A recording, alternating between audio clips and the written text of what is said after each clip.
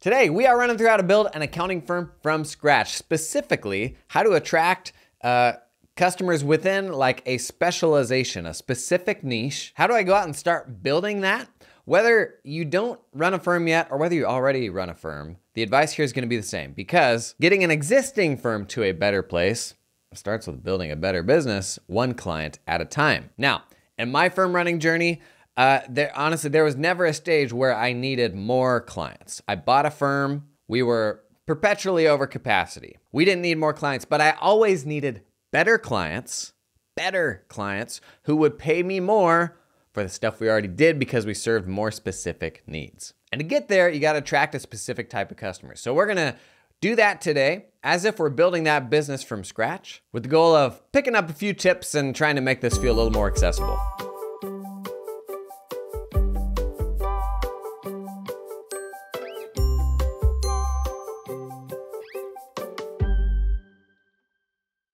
So you might have seen on social media, every week now I'm posting like a long list of just specialization ideas and highlighting one that I really like and going a little deeper on how to carve out a little space for you in that niche or that specialization. And it's because I don't think accounting firms are leaning in at all to new media.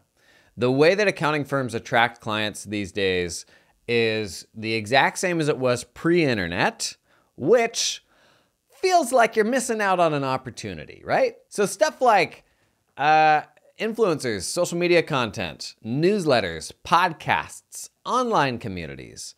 This is where we all learn and hang out now. Like, we all have people that we follow that we enjoy. We have newsletters that we read. And most people spend every idle moment of their days scrolling an algorithm. Like it or not, that's just how things are now.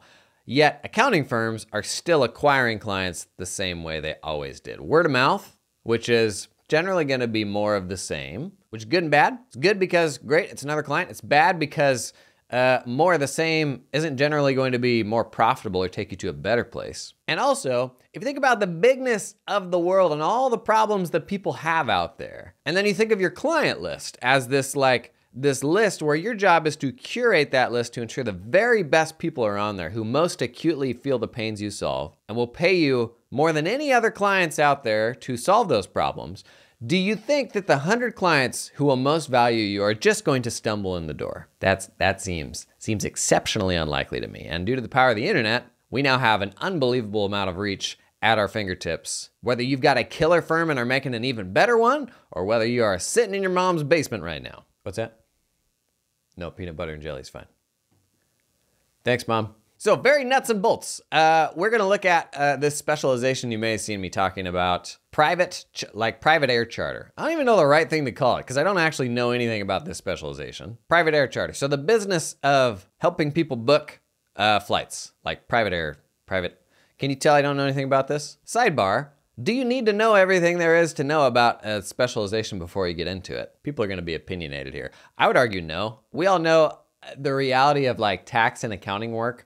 For most, like 90% of the work and how it gets done is going to be the same regardless of who you're doing it for, with some exceptions like nonprofits, fund management. Like, there is some hairy, very different stuff. But in most cases, when you're working with small to mid-sized businesses, most of it's gonna be the same. You just gotta learn like the frosting on that cake. How do they talk? What are the gotchas that are specific to them? Any compliance issues particularly relevant to their business? But you can pick up that stuff pretty quick, quicker than you think. I would actually instead optimize that choice for what am I gonna enjoy? Like, what sounds fun? We've got the old adage of like, work needs to be suffering and don't make your hobby your job. Well, that just seems like a crappy way to go through life to me. If I'm super into golf or caddying or something like that, those people all need accounting. Those people all need tax. Somebody's going to do it. Why not me? I love that stuff. And it may not be a forever thing. You may find you don't actually like it, but surely a better path towards doing work that you enjoy is following the things that you enjoy, right?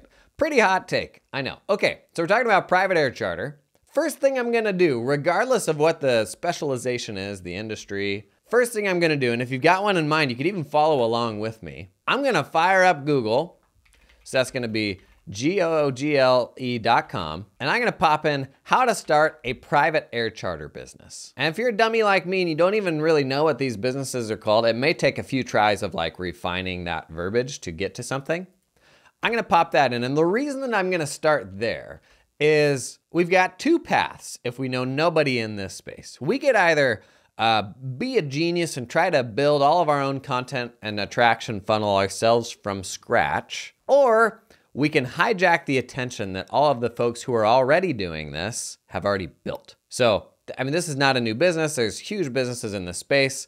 There are influencers in every little tiny niche thing these days. Like, I haven't looked into this far, but I have no doubt there are all sorts of folks that do for the private air charter business what I do for running small accounting firms. And while you should make investments, if you're sure you want to pursue this niche, you should make investments in doing that yourself, be it a podcast or posting on social media. There's a tremendous amount of value in doing that to attract people. So you should be making those investments. But also, there's a whole bunch of low-hanging fruit out there for folks who have already invested a ton of time and money and years of work in building an audience. And you can, overnight, get in front of that audience. So we ought to be doing both, especially if you're starting from scratch.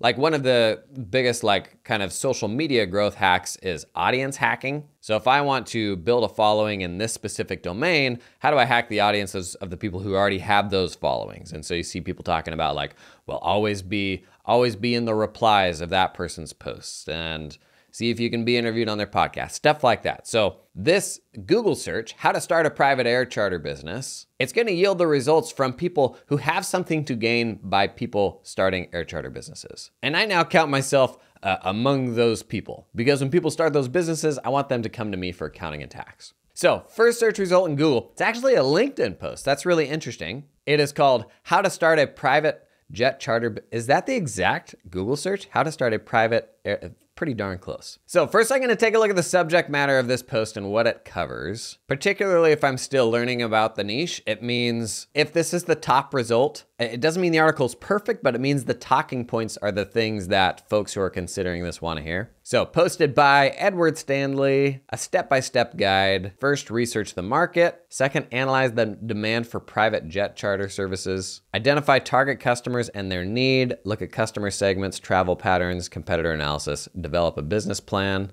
This is feeling pretty vanilla. Define your business structure and ownership model. Here we go, hit me, especially if you do tax work. Set clear objectives and goals. Conduct a competitive analysis. Determine your pricing strategy. Obtain necessary licenses and certifications. Man, this feels like, holy geez Louise, this is long. I was gonna say this feels like any other start a business article, but it gets into a more nuanced detail here. This still feels like something that AI could have done 90% of. So whether it's a killer article or not, worth paying attention to what are the main bullet points that it's talking about. Those are great suggestions for bullet points for you to be building content around. Also be mindful of just what can I learn by consuming this stuff. It doesn't take too long to have enough expertise to be able to speak confidently about this stuff and learn the lingo. And as I'm doing this, going through search results, I'm sort of starting to build a Rolodex of people and companies and podcasts and all of that. Who are the connectors within the space? I think we oftentimes focus on doing these big mainstream things take a post like this, for example, which is 6 months old.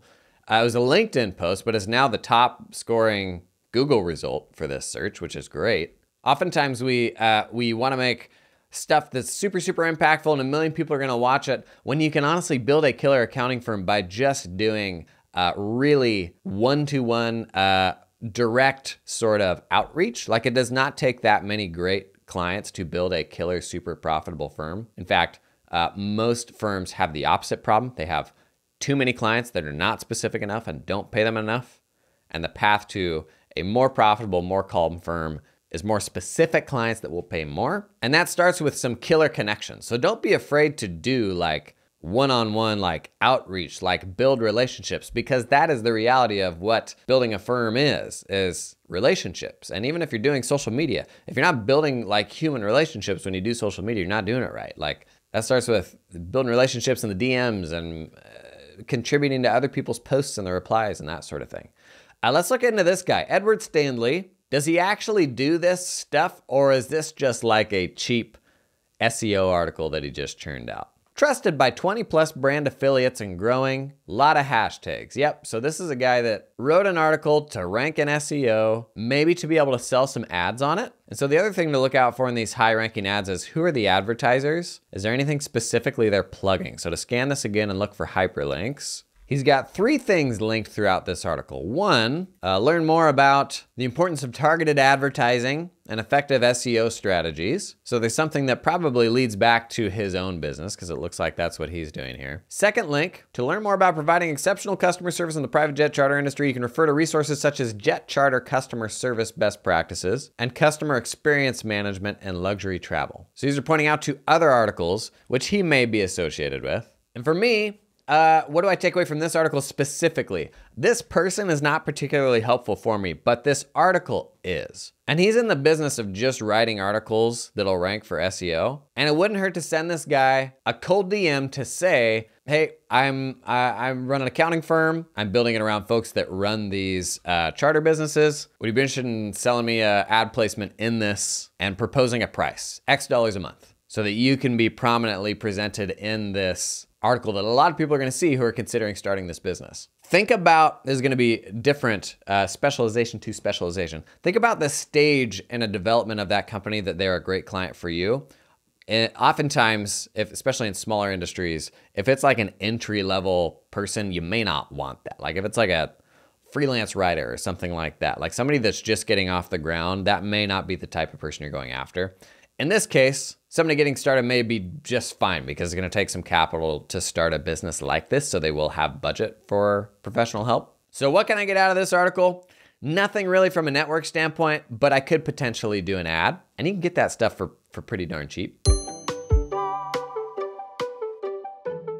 This episode is sponsored in part by Cloud Accountant Staffing. Y'all know I'm a big advocate of hiring offshore. One of the biggest changes I made in my firm, we transitioned a legacy firm from 100% onshore local hiring to 100% distributed US and then 100% distributed globally hiring. And honestly is the best thing we did. It virtually alleviated all of our hiring pains, completely changed how we thought about staffing projects and the type of work that we wanted to bring on. Because you know what? The folks we hired offshore, really freaking good. A lot of misconceptions around the type of people that you hire offshore because your enterprises will oftentimes use offshore folks for like menial work. Absolutely not the case. There are tens of thousands of people working for Big 4 accounting firms, offshore outside the US. You can get folks that can do anything from tax to junior level stuff to super senior level stuff. But try to do that yourself, figure it all out yourself. That's gonna be hard, it's gonna be scary. Really good place to start. Cloud Accountant Staffing, they will hold your hand through that process. Their story is super simple. An accounting firm in the US hired a bunch of people in the Philippines, fell in love with them, but didn't fall in love with the fees they were having to pay to the staffing companies that were managing these employees. So they built their own solution, and now they're starting to pull other accountants in. I'd encourage you, a big tipping point for me was when I was like, I'm gonna stop being opinionated on this and just try to learn. And so I talked with other practitioners, I talked with some of the vendors that would like help you get into offshoring. That really opened things up for me. So if you've been on the fence, I'd encourage you to at least learn about it. And if you start heading down that path, consider Cloud Accountant Staffing. Today's episode, gang, it's sponsored in part by the fine folks at LiveFlow. Did you know LiveFlow has over 100 spreadsheet templates that anyone can just go out and swipe? These templates they've built out in Google Sheets for all sorts of things. I'm looking at it right now. We got a 4-week rolling cash flow forecast, a 13-week cash flow forecast, board reporting template, break-even analysis template, budget the actuals, consolidated AP dashboard, business KPI dashboard. All this stuff, you can just go swipe on the LiveFlow website, literally just copy the template. And if you want, you can just make use of those. But here's the problem. Those spreadsheets, they're not just gonna magically update with the information from the accounting software, right? You're gonna have to go, you gotta go look over there, you gotta get the thing, you gotta bring it over there. Next month, you gotta do the same thing. Something changes, you gotta do it again. So if you want, yeah, go swipe those spreadsheets and spend the rest of your days keying in figures manually. Or swipe the spreadsheet, get started with LiveFlow, which will automatically sync from QuickBooks Online that data into those templates. Works with the templates they'll give you, works with frankly any old spreadsheet you use. If you already got one that you love, you can make it smart by connecting it to QuickBooks. They've rolled out a bunch of stuff in the last year from budgeting. You can sync budgets in from QBO. Big thing they did a couple months back was launch consolidations. So you can roll up groupings in like a visual way, whether those different companies have the same chart of accounts or not. So if you're ready to make some big brain auto-updating spreadsheets, or even if you just want to swipe some templates, get a taste of what it's all about, check out LiveFlow and the link in the show notes. Let's go to the second search result. Starting your own private jet charter business on a website called Designer. And this is the article that was linked from the first one. So this website is just a collection of articles on anything and everything. It's not written by a subject matter expert. So I'm gonna skim through here, see if anybody else is buying ads here, or if they're linking out to anything that can help me kind of expand my Rolodex. And it looks like all they're doing is selling SEO services to write more articles for them. It's kind of the problem with SEO these days. Like it's just, I don't know. It's been done to heck. Okay, third result is from a set of forums, Airline Pilot Central Forums, requirements for starting a charter. Now forums, this sort of thing, really helpful for finding subject matter experts. People who will take the time to write like a really thoughtful response. And oftentimes content creators will live in spaces like this to like build a reputation and drive people to their content. So this can be a good way to find folks who are trying to attract the same people that you're trying to attract. So basically says, guy's running a landscape business, getting kind of burned out on that. He has a plane and a pilot's license, wanting to learn more. One of the first replies says, you'll want to hire someone to guide you through the process of building this. If you can't find an operator certificate to buy, you'll be in for a lengthy certification process. Plan on several years to set it up and considerable expense. You might consider working for a charter operation to get some insight. So helpful response here by a super snarky person. I'm gonna table that and do some more looking into who that person was. Worth having the perspective here. This is a forum of folks who are pilots, like people that have their own planes. So not necessarily focused on like the business of it. Most of the advice is around like go and get a job with a charter company to learn more, which is good info for me to kind of like file away if the bulk of these people starting these companies are at existing charter businesses. Next search result here is from Quora. So Quora is like kind of like a hybrid between social media and a forum. Question is, how hard is it to start a private jet charter company? Super thoughtful response here from a named person, basically saying it's not particularly hard to start the company, assuming that you have the capital and understand the regulatory requirements. So this person is from a company called Blue Chip Jets. I'm gonna jot that down and do some more digging into that company. Interestingly, it looks like this company does stuff around sustainability and getting private jet use down to net zero or net negative carbon impact. Every single one of these things kind of kicks off these rabbit holes. So you think about a company like that, they're building a business to kind of change the messaging around the carbon impact of private flying, and they're doing all sorts of marketing and attraction efforts and all of that. So doing some more looking into that company specifically.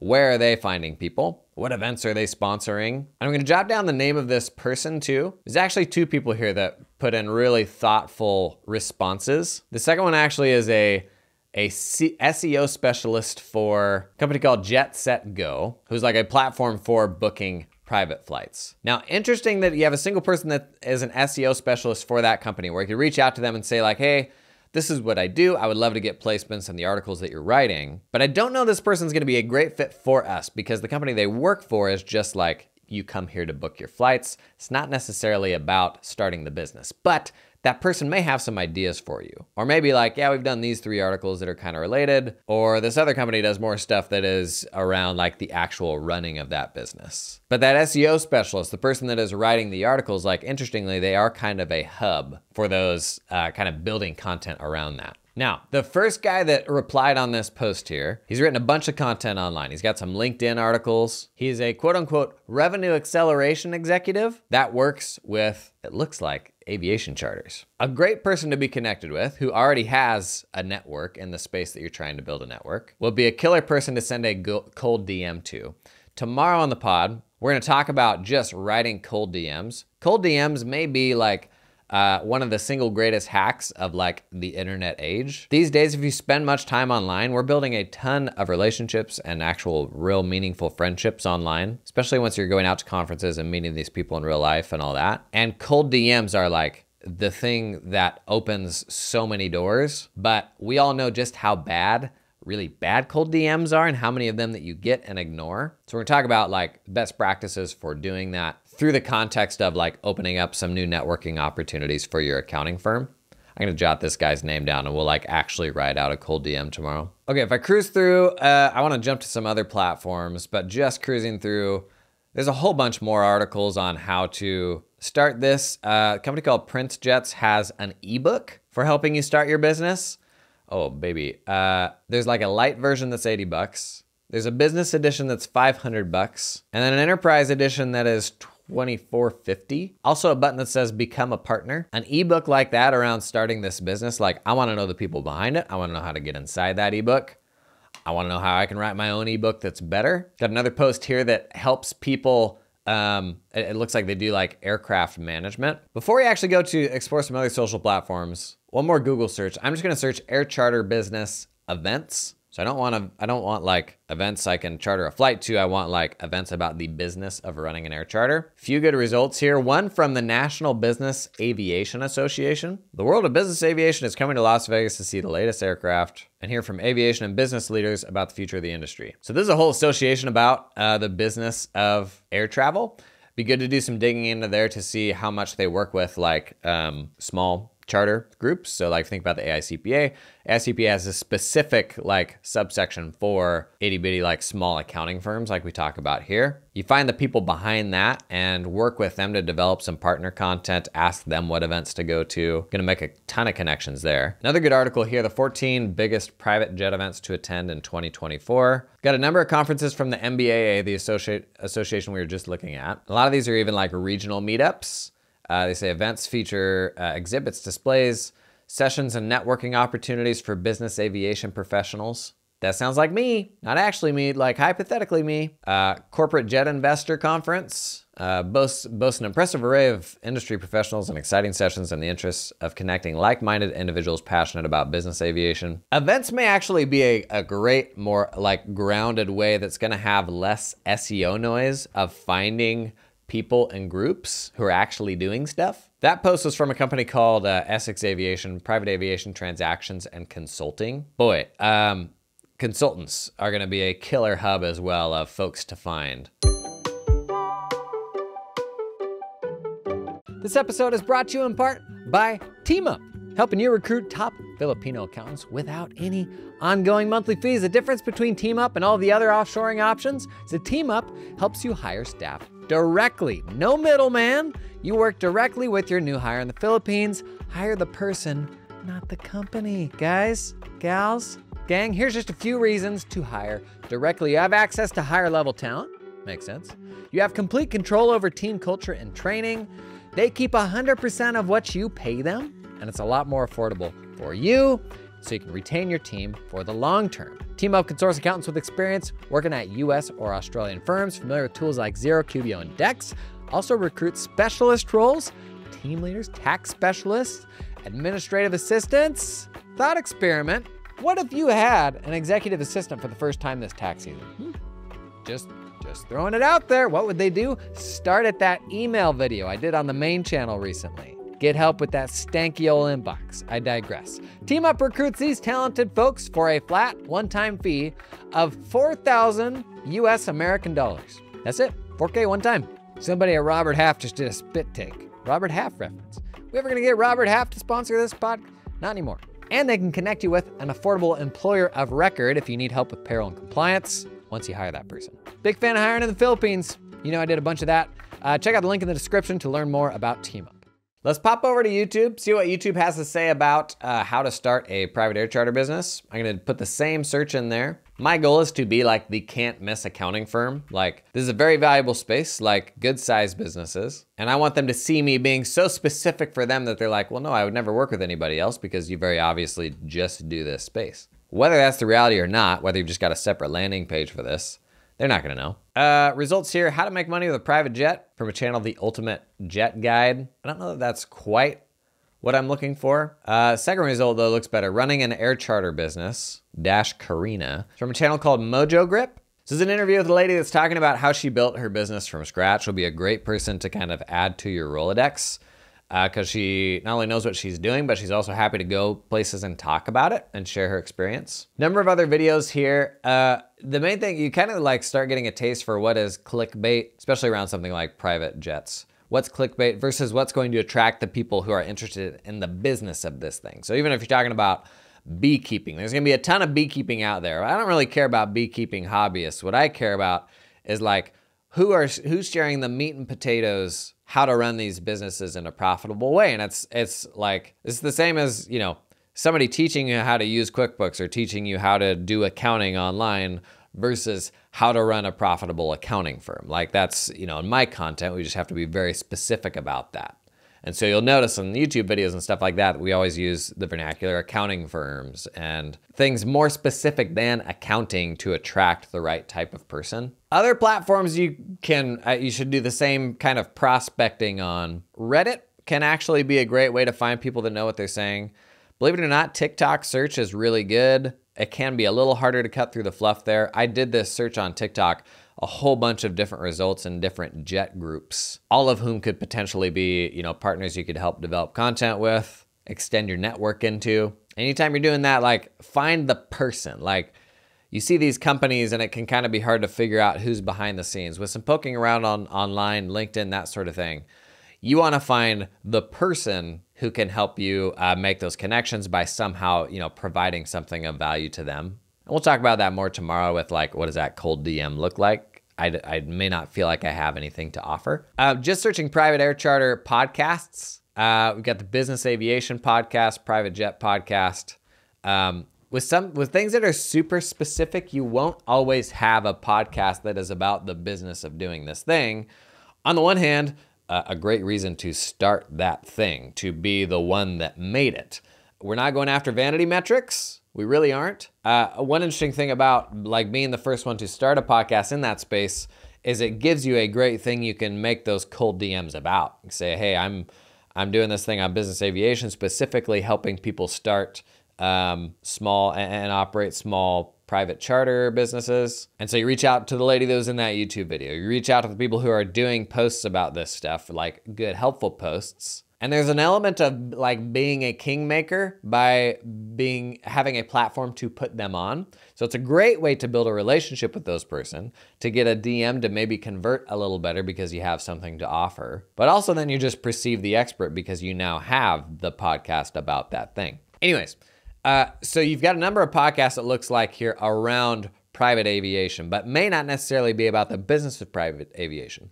This is where it can be helpful to go through those episodes and find the folks where they may do an episode here or there that are about that thing that you want to talk about. Podcasts can be a great way to find the people who discuss those things. Not because the whole podcast is about it, but because a podcast is like in the business of highlighting the best experts on that specific thing. So it's kind of a way to see into those people's networks. Newsletters as well. Some areas will have specializations will have big old like newsletters with huge lists.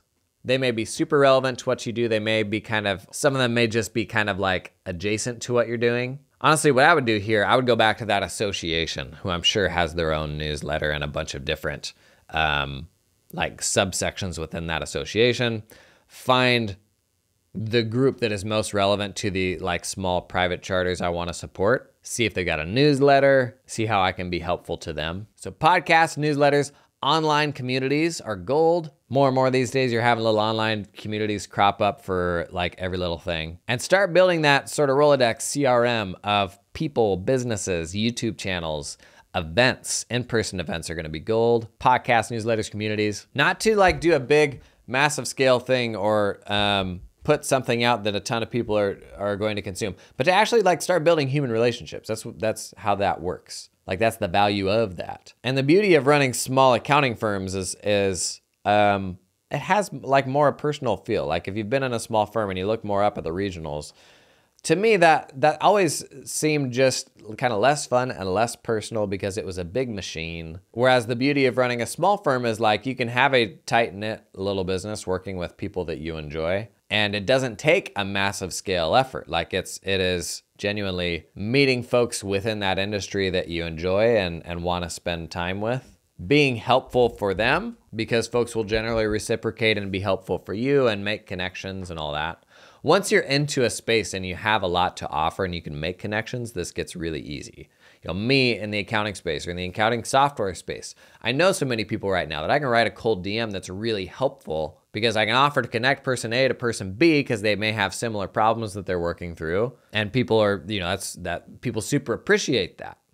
When you're starting out, that's harder. And so that's what we're going to talk about tomorrow. How do you write cold DMs and, I don't know, what's the right way to say this? Get people to do things for you. That's kind of what it comes down to, right? Like, let me into your Rolodex. Tell me who I should be talking to and where I should be putting my accounting firm out there to get in front of a specific type of person. It's not enough to just ask them to do something for you. That's what 90% of cold DMs are. You have to find a way to provide some sort of value to them. So whether it's private air charter or anything else, a really good place to start is just Googling how to start this type of business. You're gonna find all the people who are already investing in and attracting those same folks that you want to attract. And that's the value of going specific. Like nobody's serving small businesses in a general way that's going to be easily discoverable online. But if you're the accounting firm for small private air charter businesses between $1 and $10 million, those are gonna be really good paying clients, and it's gonna be way easier to find you because you are the firm for that type of person. And it's super counterintuitive that going smaller can actually help you get bigger. But in the age of the internet, when there's an infinite amount of information, that specificity is how you get found. It's also how you're protected from, you know, productized solutions getting better and better and coming up market. Sure, you could go use QuickBooks Live or Bench or TurboTax's, you know, done for you tax solution now, but they're not for private air charter. They're not for beekeepers. They're not for the specific thing that you do. So not only does it help you build a more profitable firm, it protects you in the long run from all this other stuff that's coming up market. What do you think? Was that helpful? Hopefully you grabbed a couple tidbits out of there where you're like, oh man, I should go search this or that for this niche I'm interested in. Find a couple people that could enable that network for you and attract some killer great paying clients. Tomorrow we'll write some DMs, talk about kind of the value of that, and maybe give you a few ideas for a few DMs that you could write that could lead to money-making opportunities. Many of us are in like the heat of busy season right now. And while that makes it hard to focus on other stuff like this, we have enough to do. The reality is during busy season is also when you're going to be front of mind for all the people who need an accountant. If you do tax, this is the season that people are thinking about tax. And so if we go totally dark in our busiest season, unfortunately, as much as we would like to, we could miss out on some opportunities because this is when this stuff is front of mind for folks. That's all we got for today. I'll see you tomorrow where we're talking DMs.